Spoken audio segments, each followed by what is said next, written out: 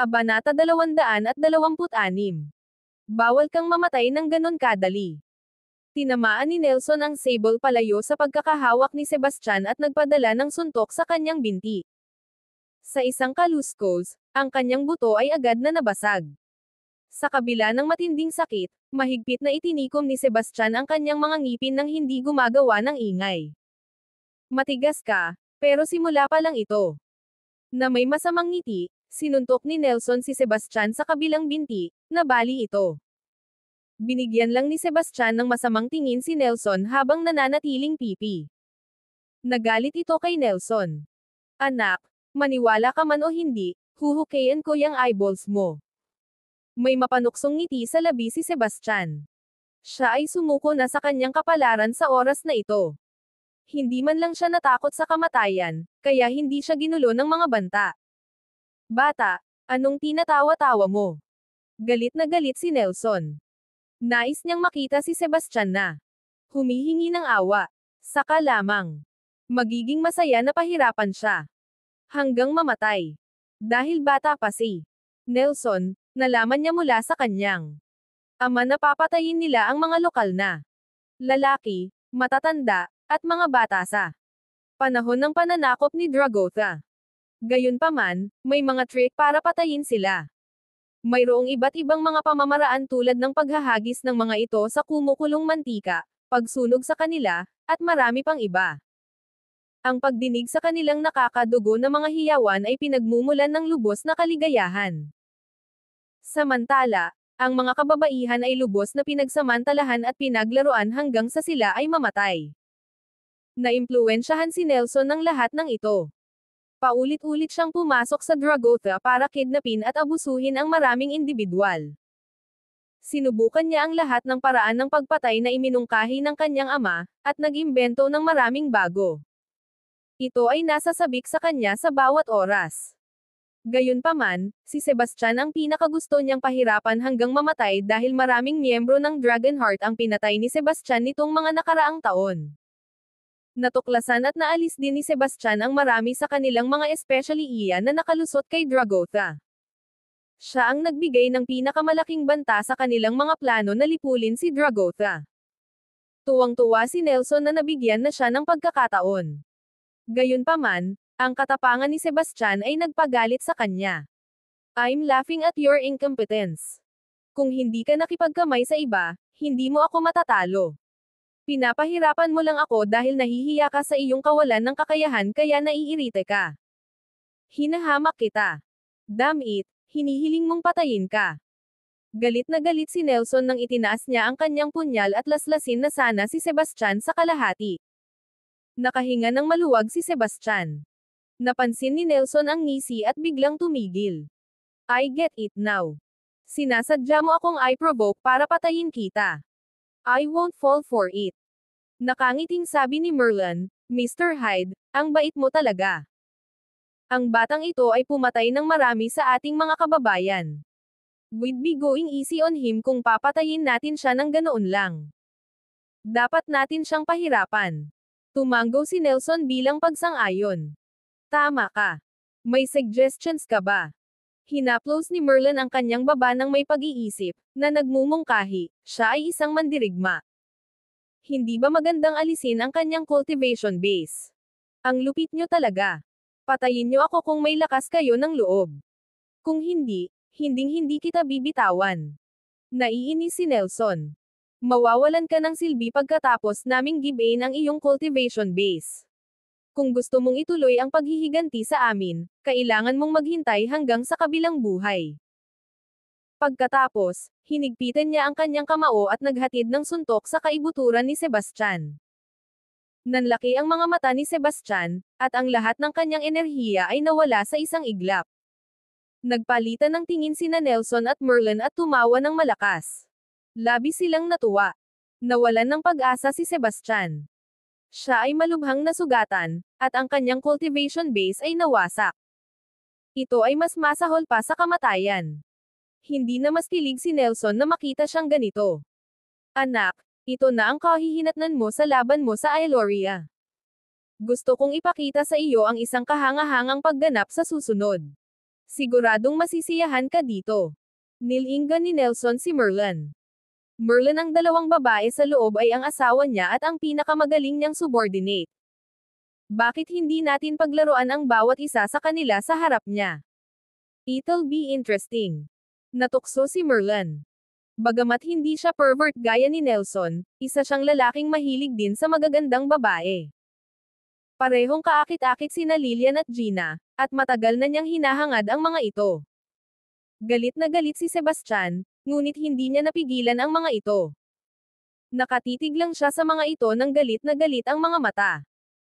Matalim ang titig niya, at kung nakakamatay lang ang tingin, namatay na ang dalawang tao. Pinaalis ni Merlin sina Elena at Rainy, pagkatapos ay hiniling sa kanyang mga tauhan na dalhin sina Lillian at Gina.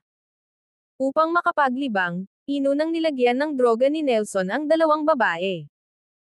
Sumipa na ang droga sa mga sandaling ito, kaya pareho silang tulala at walang kamalay-malay sa kasalukuyang sitwasyon. Mr. Hyde, please pumili ka ng isa, mapagbigay na sabi ni Merlin. Sige. Kukunin ko ang isang to. Hindi nagdalawang isip si Nelson na ituro si Lillian. Maganda rin si Gina, ngunit hindi siya kapares kay Lillian. Ang kagandahang ito ay talagang kaakit-akit. Tingnan mo ang kanyang maputi at malambot na balat. Siya ang epitome ng isang maselang babae ayon sa mga pamantayan ni Dragotha. Kinuha ni Nelson ang kamay ni Lillian at hinaplos ito ng marahan habang nakatingin kay Sebastian. Gusto niyang asarin si Sebastian at asar. Gayunpaman, nanatiling nakapikit si Sebastian at tumangging tumingin. Nang makita iyon, hindi nasiyahan si Nelson. Basura ka. Hindi ka man nanonood, pero maririnig mo to. Bababayan ko ang babae mo para lang inisin ka. Dahil doon, pilit na hinubad ni Nelson ang jacket ni Lillian. Kasabay nito, ginawa rin ni Merlin ang kanyang pagkilos at hinubad ang kanyang sarili, na naiwan lamang ang kanyang damit na panloob. Pagkatapos, sinugod niya si Gina.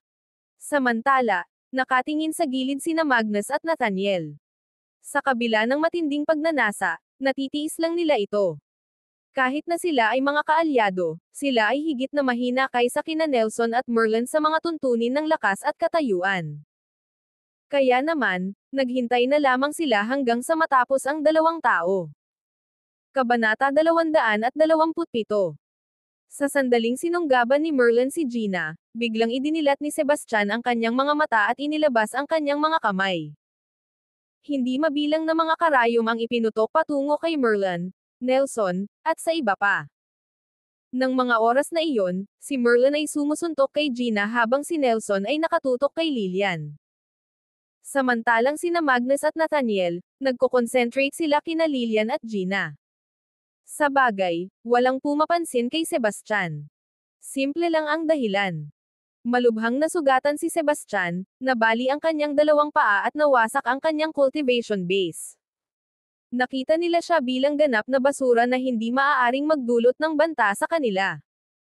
Hinihintay ni Sebastian ang pagkakataong ito.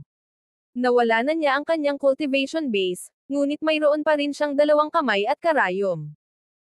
Ibinuhos niya ang lahat ng kanyang lakas sa kanyang mga braso at ipinutok ang lahat ng mga karayom na nakatago sa kanyang bewang.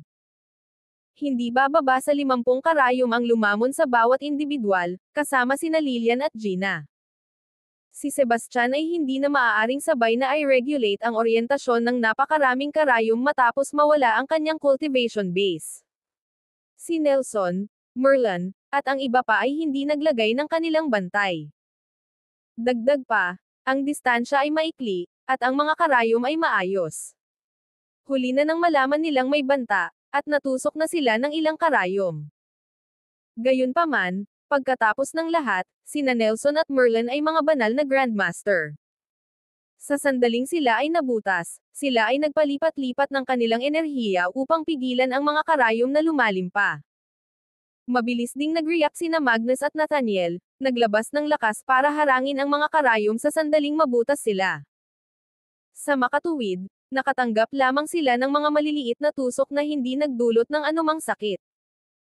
Ganun pa man, pinagpawisan sila ng malamig at galit na galit, lalo na sina Nelson at Merlin. Anak, gusto mo talagang patayin. Nadagdagan ang pagnanais na pumatay ni Nelson habang binobola niya ang kanyang mga kamay. Isang matagumpay na ngiti ang ipinakita ni Sebastian. Dati niyang sinasadya si Nelson ngunit hindi sa intensyon na pumatay. Sa kabaligtaran, inaasahan niya ang reaksyon ni Nelson upang maligtas ni Nelson ang kanyang buhay. Ginawa niya ito upang manatiling buhay, at ang layunin ng pananatiling buhay ay hintayin ang pagkakataong ito. Galit din si Merlin. We can't grant his wish by killing him. Putulin lahat ng limbs niya. Gusto kong makita kung anong tricks ang kaya niyang gawin without his limbs. Pagkatapos, dinampot ni Nelson ang punyal sa sahig at naglakad patungo kay Sebastian. Isang mapanuksong ngiti ang ibinigay ni Sebastian sa halip na magpakita ng takot. Nelson, sisiguraduhin kong makakatagpo ka ng kamatayan ng maraming beses na mas kakilakilabot kaysa sa akin kung maglalakas loob ka pa ring saktan ako. Ang tanga mo. Hindi ako madaling matakot. Napamura si Nelson at itinaas ang kanyang punyal. Nang magpuputol na sana siya, dahan daw ang isiniwalat ni Sebastian, the needles were poisoned. Ano? Nagulat ang lahat at mabilis na nagpalipat-lipat ng kanilang enerhiya upang suriin ang kanilang mga sarili. Isa-isa silang nagpakawala ng isang kahabag-habag na sigaw, at ang kanilang mga mukha ay namimilit sa sakit. Sa sandaling nailipat nila ang kanilang enerhiya, napagtanto nila na ang mga lugar na napasok ng mga karayom ay nasusunog. Ang sakit ay masakit, at ang nasusunog na sensasyon ay nagpatuloy. Namangha at galit na galit, dali-dali silang naupo na naka-cross-leg sa lupa, tinitiis ang matinding sakit habang nagpapalipat-lipat sila ng enerhiya para ngumisi si Sebastian. Ang mga karayom na ito ay ang trump card na iniwan sa kanya ng kanyang amo bago pumanaw. Ang kanyang amo ay gumugol ng higit sa isang dekada sa paggawa ng lason sa mga karayom.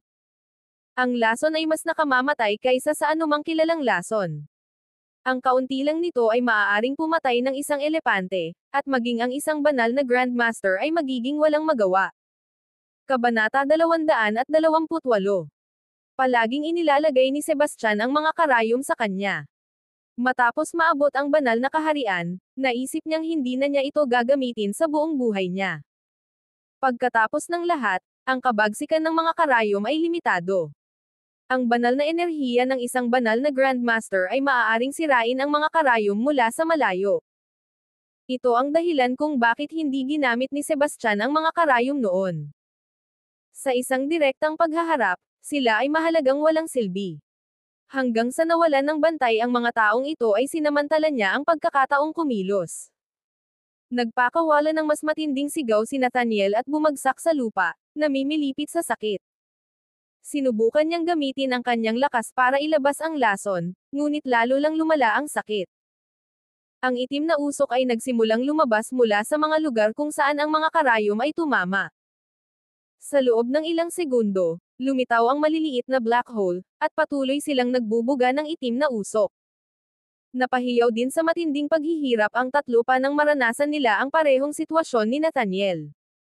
Gayunpaman, hindi naapektuhan sina Lillian at Gina. Dahil dati silang nilagyan ng aphrodisiac, nawalan sila ng malay at pinupunit ang kanilang mga damit. Ngayon, unti-unti na silang kumalma. Panay ang kanilang paghinga nang sila ay nakatulog. Huwag mong gamitin ang iyong enerhiya. Sigaw ni Merlin, na agad na pinaalalahanan ang iba nang mapagtanto niya ang problema. Sa katunayan, hindi na kailangan ang kanyang paalala. Ang paggamit ng kanilang enerhiya ay nagdulot ng labis na sakit na ang iba ay hindi na makaipon ng anumang lakas. Sa sandaling tumigil sila sa paggamit ng kanilang enerhiya, medyo nabawasan ang sakit. Ngunit hindi ito tuluyang tumigil dahil marami pa silang butas sa katawan. Sinama ng tingin ni Merlin si Sebastian. Ngumisi si Sebastian, ano ang gusto mo sa lasa ng aking lason? Huwag mong isipin na ang pagtigil sa iyong daloy ng enerhiya ay makakapagtipid sa iyo. Ang lason ay dahan-daw ang makakasira sa iyong mga panloob na organo, sa huli ay magiging sanhi ng iyong buong katawan na mabulok. Ang prosesong ito ay magtatagal. Oras, tinitiyak na maaalala mo ang sakit na ito kahit sa iyong kamatayan. Kinuha ni Nelson ang isang punyal at idinikit sa leeg ni Sebastian. Ibigay mo na ngayon ang antidote mo, brat. Ngumisi si Sebastian. Nasaktan mo na ako ng husto, at umaasa ka pa ring makuha ang panlunas sa akin. Mangarap ka. Galit na galit si Nelson at gustong patayin si Sebastian sa lugar. Gayunpaman, pinigilan niya ang sarili at agad na hinanap si Sebastian, isang cellphone lang ang nakita. Walang panlunas sa lason na ito. Mapahamak kayong lahat. Tawa ng tawa si Sebastian. Ang pag-iisip na dalhin ang mga bastard na ito sa kanya ay hindi na nakakaramdam ng kalungkutan. Laking gulat ni Nelson kaya nang hina ang kanyang mga paa. Bagamat nasa 60s o 70s na siya, natatakot siya sa kamatayan habang siya ay tumanda. Si Merlin ay parehong natakot ngunit nanatiling kalmado. Malamig niyang tinitigan si Sebastian at sinabing, ang galing mo sa paggagamot. Dahil nilason mo kami, dapat may paraan ka para gamutin ito. Gamutin mo kami ngayon, o papatayin ko ang dalawang babaeng ito. Walang antidote ang lason. Patayin mo man o hindi, walang pinagkaiba. Mamamatay din sila sooner or later. Ngumisi si Sebastian. Imposible. Dapat may lunas ka. Mas mabuting pagalingin mo kami, kung hindi, may gumahasa ako sa kanila. Noon lang, narinig ni na Elena at Rainy ang kaguluhan at nagmadaling lumapit. Bukod sa kanilang dalawa, marami pang iba. May mga disipulo ng Nova Star Organization, mga miyembro ng Dragonheart, pati na rin ang ilang traidor mula sa pamilya Lloyd at Supreme Nexus. Mayroong hindi bababa sa 40-50 katao sa kabuuan. Ngumisi si Merlin. Sa isang utos ko lang, gagahasain na agad sila ng mga taong ito. Sasabihin mo pa rin ba na hindi mo kami kayang gamutin? Galit na galit si Sebastian. Ikaw ang hamak ng lupa, ngunit ang iyong mga banta ay hindi uobra sa akin. Ang lason na ito ay tunay na walang lunas. Kung ganon, huwag mo kaming sisihin. Lumingon si Merlin sa mga tauhan niya at sinabing, sa inyo na ang dalawang babaeng to. Gawin niyo ang anumang gusto mo sa kanila, kahit na mamatay pa sila. Kabanata 229. Salamat, Mr. Spark. Bulalas ng karamihan. Nagnanasa sila kina Lillian at Gina. Ngayong inalok ni Merlin ang mga babae bilang gantimpala, lahat sila ay labis na nasa sabik. Matapos ipahayag ang kanilang pasasalamat, sila ay naging mga gutom na lobo. Sumugod ang karamihan sa dalawang babae, bawat isa ay gustong sila ang unang makatikim sa kanila. Sa bagay, napakaraming tao. Ang sinumang mabagal ay maaaring hindi makakuha ng turn hanggang sa susunod na araw. Tumigil kayo. Galit na sigaw ni Sebastian. Sa kabila ng pagkawala ng kanyang paglilinang, ang kanyang presensya ay nakakatakot pa rin. Nagulat ang lahat habang natigilan sila sa kanilang mga landas, hindi sigurado at naalarma. Ngumisi si Merlin. Bata, isa ka lang lumpo na walang cultivation ngayon. Hindi mo sila mapipigilan. Kung ayaw mong makita ang dalawang babaeng ito na binababoy ng napakaraming tao, ibigay mo sa amin ang antidote. Huling pagkakataon mo na ito. Sige, ibibigay ko sa inyo ang antidote, pero may isa akong kondisyon. Pumayag naman si Sebastian nang walang pag-aalinlangan. Gusto man niyang patayin ang mga bastos na iyon, hindi niya kayang panoorin sina Lillian at Gina na madungisan ng mga walang kwentang iyon. Sige. Basta bigyan mo kami ng antidote, papayag ako sa kahit anong kondisyon, walang pag-aalinlangan na sabi ni Merlin. Agad ding tumango si Nelson. Maghanda ka ng bangka para sa amin at hayaan nyo kaming umalis, pahayag ni Sebastian sa kanyang kalagayan. Pwede ka naming bigyan ng bangka at hayaan kayong umalis, pero kailangan mo munang gamutin ang lason, sabi ni Merlin. Hindi ko pwedeng gawin yon. Paano kung umalis ka sa sandaling pagalingin kita? Wala na akong leverage kapag nangyari yon. Sabi ni Sebastian. Tinutupad ko ang mga pangako ko. Ako, si Merlin Spark, ay may isang salita, pangako ni Merlin. Tama. Ako si Nelson Hyde ay tumutupad din sa aking mga pangako at may isang salita, paniniguro ni Nelson. Sebastian said, wala akong tiwala sa inyo. Paano kung ganito? Ihanda mo muna ang bangka at paalisan mo ang dalawang babae. Magpapaiwan ako para gamutin kayo. Hindi pwede. Talagang naghahanap ka ng gulo, ano? Anong mangyayari kapag pinakawalan namin ang mga babae at hindi mo kami ginamo? Hindi ba dehado naman kami? Hindi nagdalawang isip na tumanggi si Merlin. Gaya ng walang tiwala sa kanila si Sebastian, wala rin silang tiwala kay Sebastian. Kailangan din ng dalawang babae na pagalingin ko sila. Kapag namatay ako, hindi rin sila mabubuhay.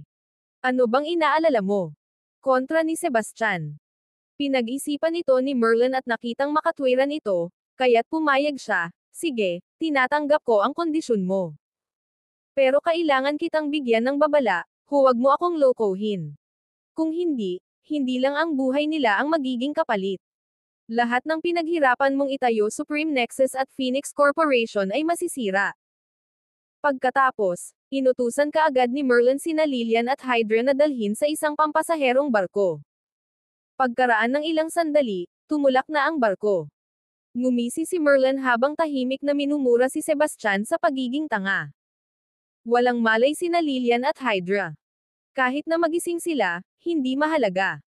Sila ay nalasan at hindi magamit ang kanilang enerhiya. Bukod dito, ang barko ay puno ng mga tauhan ni Merlin. Sa isang senyales lang, babalik na agad ang barko. Habang pinagmamasdan ang paglalayag ng barko sa malayo, nagpakawala ng mahabang buntong hininga si Sebastian. Naisip na niya ang naisip ni Merlin. Walang gagawing walang kabuluhan si Sebastian. Totoong nalasan si Gina, at ang lason ay kasing tindi ng kanyang inilarawan. Ngunit may isang bagay na hindi niya nabanggit. Ang lason ay may likas na solar, tulad ng mga lalaki. Kung magkita ang dalawa, parang nagdadagdag ng panggatong sa apoy. Parehong masusunog ng husto. At kung nakatagpo ito ng enerhiya, ito ay kumilos ng mas mabilis at mas marahas. Gayunpaman, ang mga kababaihan ay may likas na lunar. Ang lason ay hindi magdudulot ng pinsala sa kanilang mga katawan. Sa halip, babalansehin nito ang salungat na puwersa at palalakasan ang kanilang mga katawan. Sa asensya, ang lason na ito ay nakatarget lamang sa mga lalaki. Ito ay higit pa sa isang gamot na pampalakas para sa mga kababaihan. Si Lilian at Gina ay walang malay dahil sa droga, na naging sanhi ng ilang reaksyon. Ngunit batay sa kanyang mga kalkulasyon, ang lason ay maaaring ganap na neutralisahin ang mga epekto ng gamot. Bukod dito, sa pisikal na kondisyon ni Gina, wala pang kalahating oras ay madyay gising na siya. Ang mga tauhan ng barko ay pawang mga mandirigma, ngunit walang mga grandmaster sa kanila, kaya hindi sila nagdulot ng banta kay Hydra. Natupad ko na ang pangako ko, brat. Pagalingin mo kami ngayon, sabi ni Merlin. Sige. Pero may kailangan ako, sagot ni Sebastian. Anong kailangan mo? Hindi naman mahirap hanapin, di ba? Medyo nag-alala si Merlin. Kung tutuusin, nasa isang desyerto na isla sila. Bagaman mayroong istasyon ng medikal, limitado ang mga supply. Nakita ni Sebastian ang pag-aalala niya. At ngumiti. Huwag kang mag-alala, lahat sila ay karaniwang mga bagay. Dapat silang madaling mahanap sa isla. Pagkatapos ay binanggit niya ang dalawang bagay matapang na alak at inihaw na karne. Maaari bang gamutin ng alak at karne ang lason? Nag-aalinlangan si Merlin tungkol dito. Bahagyang ngumiti si Sebastian. Ako, si Sebastian Wilder, ay may isang salita. Dahil sinabi ko na gagamutin ko kayo, tutuperin ko ang sinabi ko. Tanda nyo na lang ang mga hinihingi ko, at sisiguraduhin ko na magagamot ang lason. Nag-aalinlangan sina Merlin at Nelson, ngunit wala silang pagpipilian kundi paniwalaan siya.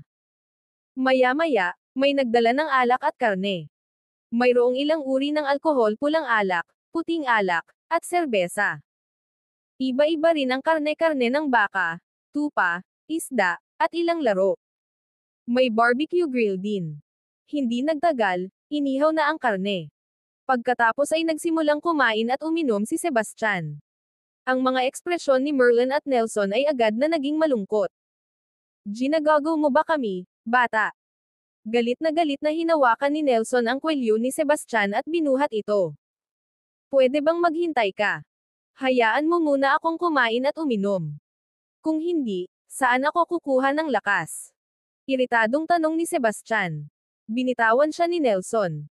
Hindi niya moari kung alin sa mga sinabi ni Sebastian ang totoo, ngunit kailangan nilang magtiwala sa kanya.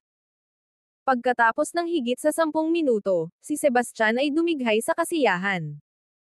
Naiinip na si Nelson sa paghihintay habang tinanong niya, kumain ka na at nainom mo ng busog. Ngayon, maaari mo na ba kaming pagalingin? Tumanggo si Sebastian at sinabing, yung totoo, simple lang talaga ang gamot. Ang bawat isa sa inyo ay kailangan lang uminom ng isang baso ng ihi. Sinisiguro ko na mawawala agad ang lason. Kabanata 230. Nililigawan mo si kamatayan. Sigaw ni Nelson. Nang matapos magsalita si Sebastian, nagalit si Nelson habang si Merlin ay mukhang papatayin niya si Sebastian anumang segundo. Ganoon din ang nangyari kina Magnus at Nathaniel. Sinunod nila ang utos ni Sebastian sa sulat. Ngunit ngayon, tila pinaglalaroan niya ang mga ito. Paanong hindi sila magagalit? Sebastian had anticipated their reaction, so he patiently explained, I'm not messing with you. That won't do me any good, only harm. Drinking urine is the only way to detoxify the poison. Kalokohan. I've never heard of this method. Sinong may sabing nakaka-detoxify ng lason ang pag-inom ng ihi? Galit na sigaw ni Magnus. Bahagyang tumawa si Sebastian. Iyan ay dahil ikaw ay mangmang. Ang Arcane Herbal Compendium ay nagtatala ng panggamot na paggamit ng ihi ng isang batang lalaki. Ang lason na ginamit ko ay tinatawag na Blazing Flame, at ang tanging panlunas ay ang pag-inom ng ihi. Kung hindi ka naniniwala sa akin, maaari kang magpasuri sa isang tao.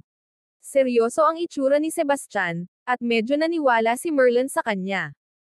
Lumingon si Merlin kina Magnus at Nathaniel. Sino sa inyo ang gustong sumubok? Nagmamadaling umiling sina Magnus at Nathaniel. Kahit na ang pag-inom ng ihi ay hindi makapatay sa kanila, ang pag-iisip ng lasa nito ay hindi mabata. Bukod dito, sila ay magiging isang katatawanan kung ang salita ay lumabas. Wala kayong paggalang sa akin, ha? Tanong ni Merlin na may nakakatakot na ngiti. Si Nelson ay mas direkta. Pinandilatan niya sila at sinabing, subukan ninyong dalawa, o pupugutan ko ang inyong mga ulo. Nahaharap sa mga banta mula kina Merlin at Nelson, kinailangan ni Magnus at Nathaniel na sumunod. Hindi mahalaga kung gaano sila nag-aatubili, hindi nila kayang saktan sila. Sina Merlin at Nelson ay may kahanga-hangang personal at kolektibong lakas. Sila ay hindi bababa sa isang baitang sa itaas ng Magnus at Nathaniel. Kaya naman, kumuha ng isang tasa sina Magnus at Nathaniel at pumunta sa isang liblib na lugar para magpahinga. Hindi nagtagal, bawat isa sa kanila ay humawak ng isang tasa ng kanilang sariling ihi at bumalik. Nasusuka sila sa pag-iisip na inumin ito. Ngunit sina Merlin at Nelson ay binibigyan sila ng mga death glare, kaya wala silang ibang pagpipilian kundi kurutin ang kanilang mga ilong at ibaba ito sa isang lagok. Pagkatapos uminom, nakaramdam sila ng pagnanasang samuka habang kumakalam ang kanilang tiyan. Ngunit napigilan nila ito. Ayaw nilang ipagsapalaran na inumin ito muli kung samuka sila. Pagkatapos ng lahat, ito ay kinuha ng maraming pagsisikap upang inumin ito pababa. Pagkaraan ng halos 1 minuto, sinabi ni Sebastian, sige, maaari mong subukang gamitin ang iyong enerhiya ngayon. Dapat ay maayos na. Nagkatinginan ang dalawa. Pareho silang nag-aalangan na gumawa ng unang hakbang. Sariwa pa rin sa kanilang isipan ang naunang sakit dahil sa pagsisikap nilang gamitin ang kanilang enerhiya. Napakasakit kaya natatakot silang maranasan muli. Huwag na kayong matakot at subukan nyo ito. O gusto nyo bang putulin ko yung mga ulo nyo? Banta ni Nelson. Wala siyang pagmamahal sa mga tao ng Dragoth kahit na sila ay mga kaalyado niya. Pinagtitiisan lang niya ang mga ito dahil may pakinabang ang mga ito. Sa totoo lang, mababa ang tingin niya sa kanila. Nakaramdam ng pananakot sina Magnus at Nathaniel kay Nelson. Kinagat nila ang kanilang mga ngipin at sinubukang gamitin ang kanilang enerhiya. Galing na tayo. Galing na talaga tayo. Bulalas ni Magnus at Nathaniel. Nasa ibabaw sila ng buwan. Inihanda nila ang kanilang mga sarili para sa sakit, para lamang makita ang kanilang enerhiya na dumadaloy ng maayos nang walang anumang kakulangan sa ginhawa. Ngumiti si Sebastian. Ako, si Sebastian Wilder, ay isang tao ng aking salita. Dahil nangako akong pagagalingan kita, ngayon, naniniwala ka ba sa akin? Nang makitang gumana ito, nagpalitan ng tingin sina Merlin at Nelson. Kumuha sila ng isang baso at naglakad patungo sa malapit na kakahuyan. Halata naman kung ano ang gagawin nila. Hindi nagtagal, bumalik sila at amoy ihi, lalo na nang ibukan nila ang kanilang mga bibig.